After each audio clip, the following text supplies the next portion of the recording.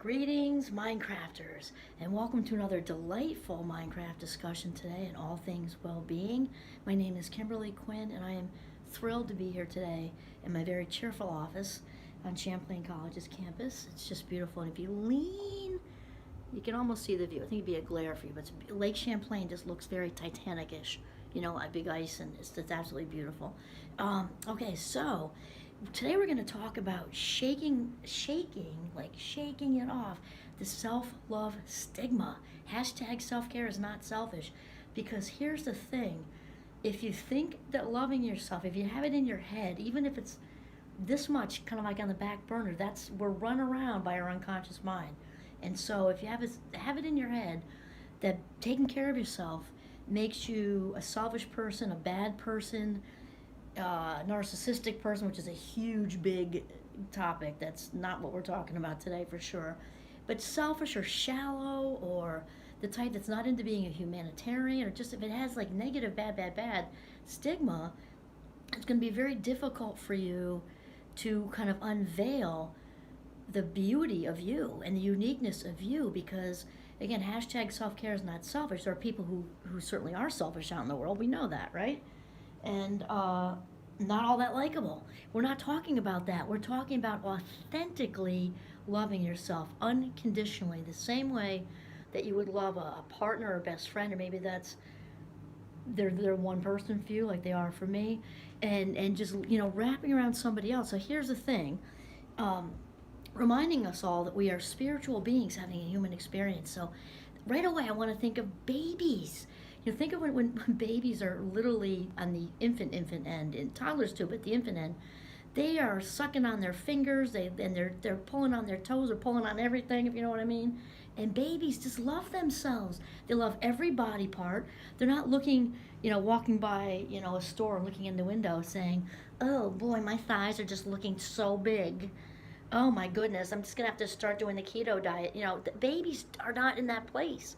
Babies love everything about themselves, and they're touching everything all the time, and curious about their environment and all this, and all of that.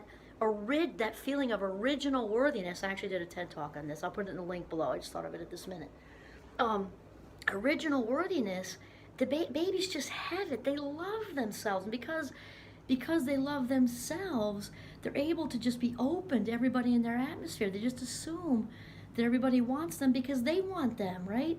And then somewhere along the line, the world, in somehow, some way, often teaches us shame and guilt, and they're different, right? So, guilt, as we've talked about in some episodes before, guilt says, I did something wrong, I made a mistake, right? Whereas shame says, I am the mistake. So guilt has a job. It's an action word. It hopefully stops us from, starting vicious rumors and things like that. And even then, after that, you got to let it go. Like, forgive yourself, do what you can to fix it, let it go. And the shame that we learn is worse. It's just the emotional equivalent, spiritual and emotional equivalent of drinking turpentine for breakfast instead of OJ. Shame is the I am a mistake, the feelings of being flawed and defective and not enough. And constantly trying to measure ourselves up against other people, and just walking around feeling like a penny waiting for change, right? And so shame is just poison, and we often spend a lot of our life minutes later on this journey, which is a good thing, to heal from all that. And first of all, we have to kind of reflect and uncover it and heal from it, to kind of get that feeling of original worthiness back. So today, again, we're talking about all of that being okay and keeping yourself filled up. And as I've mentioned, I love Oprah, as you know, and she'll say, she's had run up against people saying, oh, she's so full of herself, so full of, yeah, she's like, yeah, I am. I'm full of myself. Thank you very much. In an authentic way, because we cannot give what we do not have. And in order to be able to be loving and kind, and not only that, to have access to all the good things that are waiting for us in the universe, given by the universe or source. For me, it's God, higher power, for you, whatever. We've got to love ourselves. The universe, God, source, higher power loves us, and also the universe, God, source, whoever, loves gratitude. And so when we learn to be grateful for each and every little thing that comes our way, Even if you got a 2-for-1 on pizza, saved you $2, thank you. And then there's the biggies. Thank you that I can breathe. I don't mean just like on a stay alive level.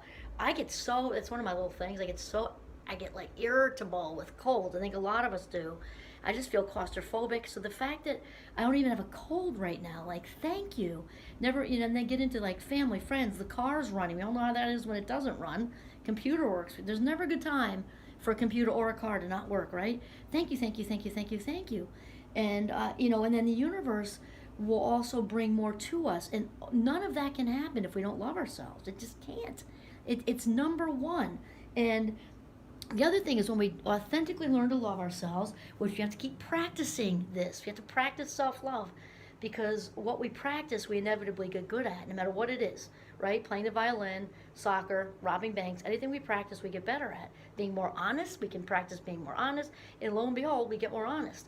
We can practice being forgiving, and lo and behold, we can be more forgiving.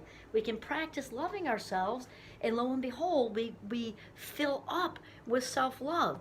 And one way to do this is to, even if it's very uncomfortable, which it is for a lot of people, because a lot of people don't like themselves. It's the truth. They just don't. They learned it, and then they kind of seek out more information to uphold their belief system. We call that confirmation bias. So anyway, looking in the mirror. Look in the mirror and say, I love you. Like, I love you, Kim. I really love you.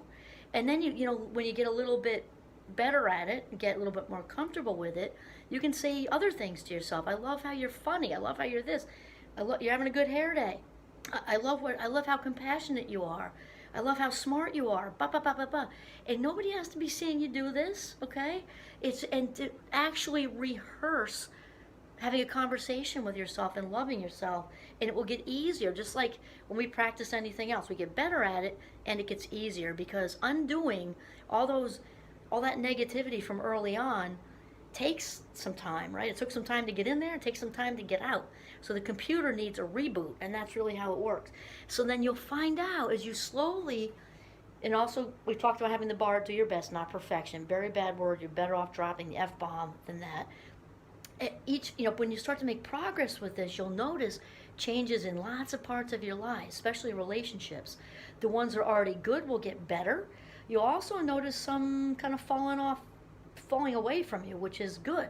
The negative ones will definitely fall away from you because it shines a light on that stuff, and that gets uncomfortable for negative Nellies. When somebody's shining, with their divine, authentic self, that's powerful, and that pushes the negative Nellies away because they're just not there yet. And the other thing is, it might not just be the negative Nellies, but some relationships also start to just fall off. They aren't necessarily negative, but they're not yet in the same place as you are. So the universe kind of naturally, has those flocking together. They're in a kind of a similar place. We talked about that. So it's kind of like, I don't want to say outgrow, because it's not like being better than anyone. It's just like you're kind of on the track to authenticity. If somebody else isn't, you're just not going to be in sync. I don't know how else to say it. And so they'll kind of fall off, and new people will also come into your life, just in a synchronous way. They'll just kind of come into your life, and they'll have stuff to offer you and you to them. So relationships get better, change, negative Nellies drop off the map, thankfully. And new ones walk in, and also jobs, opportunity opens up, and you also hopefully start to figure out what your purpose is if you don't already know. Because staying on your purpose, all these things stem from self-love, which involves your own value and seeing your own value. And really the relationships, the jobs, the house, the kids, the dogs, goats, whatever, travel, all of it, it's not going to fall in place to live your best life until you love yourself. Loving yourself has got to be first. And also, as mentioned earlier, the only way that's going to happen is if you connect on some level with however you define it, the universe, higher power, source, God, because we are all spiritual beings having a human experience, and we are all unique. Since the beginning of time, there have not been two snowflakes that are exactly the same. I know it's cliche, but it's true. Think of that. There are close to 8 billion people on this earth right now. No two are exactly the same. You have your own purpose, your own you-ness, you're just unique and wonderful and amazing, even if you don't consciously think that. You're watching this video for a reason, okay? So start the mirror work and start to truly, authentically love yourself and shake that ridiculous stigma that gets into our heads early on, that it's something is wrong with us or shallow or whatever with loving yourself. No way. This is how to live your best life and keep, when your cup runneth over, you have then everything to give this world, everything to give the people in your life, everything to give the strangers in your life, and you walk around just having the world by the ass. It's just such a great feeling. Shake the stigma of self-love and love you first. This is Kimberly Quinn signing off my very adorable office on Champlain's campus in Burlington, Vermont. Have a mindful, self-loving day.